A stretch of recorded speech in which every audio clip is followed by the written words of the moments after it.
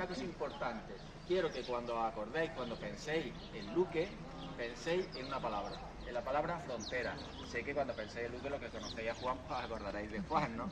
Pero aparte de eso, que acordéis de la palabra frontera. Nosotros no lo tenemos en el nombre.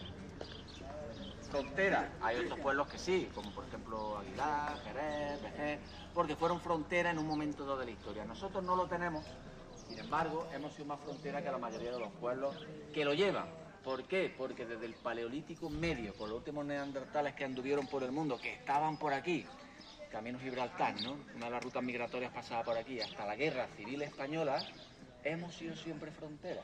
¿Por qué hemos sido siempre frontera? Pues por dos razones fundamentales. Si miramos detrás de mí, veis allí a lo lejos lo que en la actualidad se llama Parque Natural Geoparque Sierra Supérica, la Sierra. Y donde habéis estado vosotros desayunando esta mañana en la estación de Luque, sigue siendo término municipal de Luque, y es zona de campiña. Y además hay un desnivel muy grande desde la sierra hasta la campiña. Estamos ahora a unos 650, 670 metros de altitud aproximadamente, y la estación está a casi 300 metros menos. Luego, frontera geográfica entre la sierra y la campiña. Esto ha hecho que tradicionalmente, que históricamente, por allá abajo pasen dos vías de comunicación, dos caminos muy importantes. ¿Cuáles son?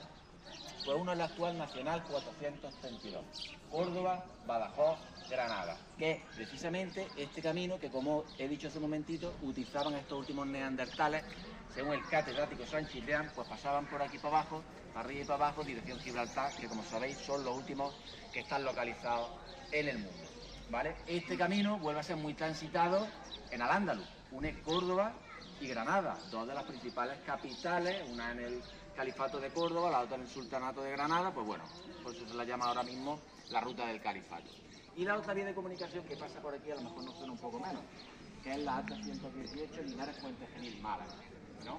Pues este camino, fijaros que es importante, que Aníbal Barca, este de los cartagineses, que se subió los elefantes, cruzó los Alpes, allí casi conquista Italia, ¿no? Pues se casó con Imilce, una princesa o la hija de un reyezuelo oretano. Los oretanos es uno de los pueblos más llamados ibéricos. ¿Por qué? Porque en Cástulo, en Linares, el actual Linares, estaban una de las principales minas de plomo argentífero, de plata, que había en la antigüedad. Comienzan los matrimonios de conveniencia por primera vez en la península ibérica. Que luego los Austrias, los Habsburgos también hicieron, y luego los Borbones, bueno, hasta este que ya ha hecho lo que lo daba la gana. Pero ya sabéis cómo los matrimonios de conveniencia pues parten en este momento. De hecho, en esta zona me dijo una vez una persona de aquí del pueblo, yo no lo he escuchado nunca, que a los matrimonios de conveniencia se los llamaba matrimonios cartagineses, que precisamente pues surgen de esto. Pues bien, Aníbal Barca se casa con Imilce, una princesa oretana, como decía, para controlar la plata de Cástulo, de Linares. ¿Y por dónde se sacaba esa plata? Por este camino, pim, pim, pim, pim, pim, hacia Málaga. Plata. Y en el siglo XIX y en el XX pasamos de sacar esta plata a sacar el oro líquido de las dos principales productoras de aceite de oliva del mundo, Córdoba y Jaén. Muchas veces no nos hacemos la idea de la cantidad de aceite que se produce en Córdoba que se produce en Jaén. Córdoba por sí sola produce más aceite que el resto del mundo. Córdoba, pero es que Jaén produce casi el doble que Córdoba, o sea que imaginaros Jaén y Córdoba la cantidad de aceite que producen. Y sin embargo estamos en manos siempre de especuladores, de cuatro listos que se aprovechan de lo nuestro. Pero en fin, eso es otro tema en el que no nos vamos a meter. Pues bien, por este camino se saca por el tren del aceite el oro líquido, como decía, el aceite de oliva de Córdoba y Jaén hacia Málaga. ¿Vale? Pues si os fijáis, estas dos vías de comunicación donde se cruzan, en Luque. Y en la actualidad están aprobadas dos autovías. Que yo no sé si las veré yo, si las verá mi chiquilla o mi nieto, pero aprobadas están. ¿Vale? Tampoco nos pensábamos que se iba a restaurar, Juan lo sabe. Nos pensamos que no hemos visto nunca el castillo restaurado y lo estamos viendo. Si me dicen hace 5 años, digo mentira. Me han puesto la mano derecha a que no. Y lo vamos a ver ahora. Bueno, pues eso es lo primero. Quiero que penséis siempre como Luque, tierra, frontera por esta razón que obedece. Y esto siempre ha hecho que Luque haya estado al recto, al contrario del mundo. Eso lo vamos a ver posteriormente en el Museo Municipal, que está dentro de la red andaluza de museos, que se llama Museo Municipal, como lo habremos puesto. Anda, Luque, tierra de frontera. Seguimos con lo de la frontera, ¿vale? Y está legalizado, está en la Junta de Andalucía con ese nombre. Pues bien, como os decía, desde el Paleolítico Medio, que pasaban estos neandertales por aquí, tenemos diferentes restos en diferentes cuevas, en diferentes momentos. Luque siempre, lo vamos a ir viendo ahora después en el castillo, ha sido una tierra muy interesante para los pueblos que han pasado por aquí, para los pueblos bereberes. Y esto ha ido dejando restos arqueológicos, como decía, desde el ininterrumpidamente neolítico, calcolítico, edad del hierro con los íberos, los romanos, prácticamente hasta nuestros días. Por eso, como decía, una muy buena consejera de cultura que hubo, mala ministra, ¿vale? Para mí. Si en Andalucía pegas 2 patas en el suelo te salen restos de 1000 civilizaciones, y es que es verdad. Desde Julio César, por ejemplo, con el Senado, o Augusto con el Senado, se peleaban por controlar la Bética. Pues algo tendría esto, ¿no? No olvidemos nunca, cuando vengáis de Sevilla, que Córdoba, la Córdoba romana, fue capital de la Bética, ¿no? Y que luego en Al-Ándalus pues fuimos capital del Emirato dependiente, del Independiente y del Califato de Córdoba. Entonces algo tendría estas tierras andaluzas, estas tierras cordobesas, para que todo el mundo, como decía, se peleara por ellas.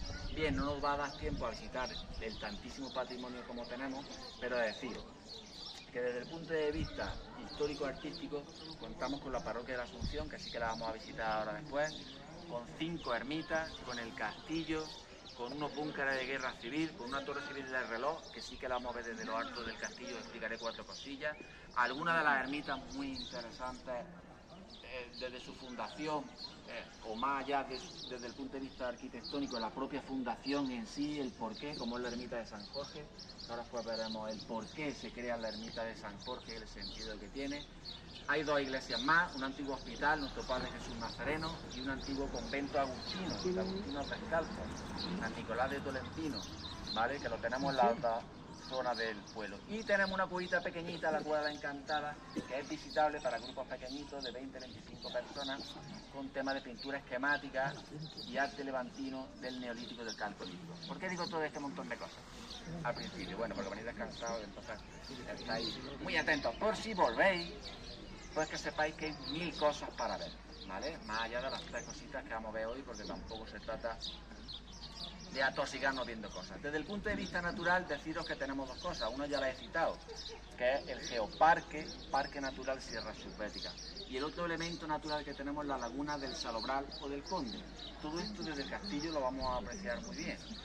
Pues fijaros, en España hay diferentes tipos de protección en cuanto a naturaleza. Hay parques nacionales, reservas naturales y parques naturales. ¿Qué quiere decir esto? Que la laguna del Salobral tiene más protección que el propio parque natural.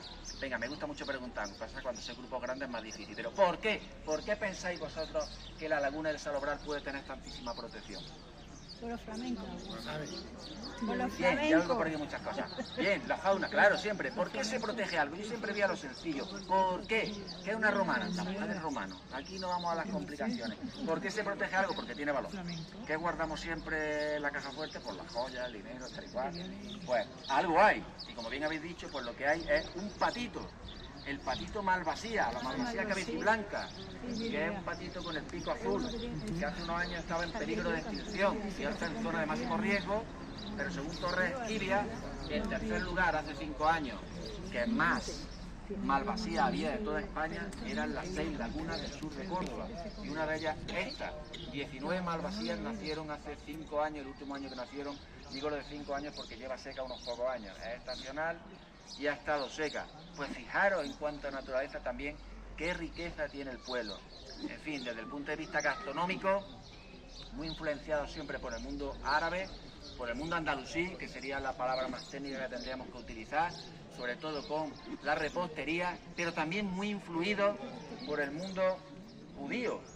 ¿Os suena alguna ciudad judía muy importante en la Sefarad, que esté muy cerca de aquí? Bien, pues Lucena, que la tenemos muy cerquita de aquí, ¿no? Con Maimónides y toda esta gente que estuvieron por ahí, Averroes. Pues Lucena fue uno de los principales centros. Pues se ha visto en estudios recientes que en Baena hubo hasta un 30% de población judía. O sea que fijaros que la población judía fue muy importante en esta zona. Y de hecho parece ser que los guisos de la zona vienen a ser derivación un poco pues de esta influencia judía. Más cosas desde el punto de vista etnográfico, vamos a llamarlo así, del folclore. pues destaca sobre todo, ha sido hace poco, el tema de la Navidad. ¿La Navidad por qué? El villancico luqueño. El villancico luqueño es un villancico diferente al resto de los villancicos que hay por España. De hecho, en época franquista parece ser que había un concurso de villancicos, tal y cual, no sé cuánto, y Luque lo ganó un par de veces. Luego, hay libros escritos sobre el tema, y el villancico de Luque es un tema muy importante, muy significativo. También se está estudiando en la actualidad el volver a lo que está un poco perdido, al fandango, el fandango de Luque, muy famoso el fandango de Lucena, fandango valiente, el fandango de cacería, pues también el fandango de Luque, y se está intentando volver a recuperar. Bueno, en fin, como veis, pues tenemos un riquísimo patrimonio de todos los puntos de vista. No me voy a enrollar más. Habrá momentos en los que hablaré mucho, en momentos en los que hablaré menos, y vamos a ir subiendo poco a poco hacia el castillo, ¿vale? Ya sabéis que hay un aseo justo debajo, no tenemos prisa ninguna, lo que de tiempo a ver se ve, porque las dos cosas principales, castillo y iglesia, las vamos a ver, pues vamos subiendo despacito.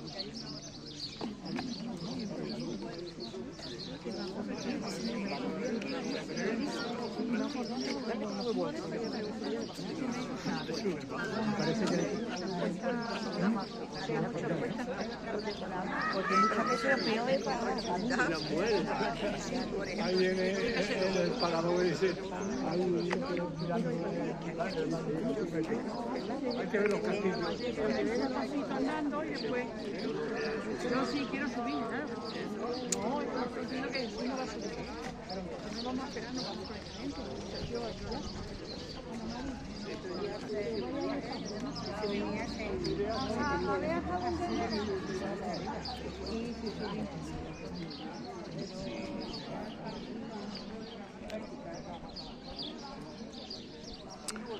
Luque es un pueblo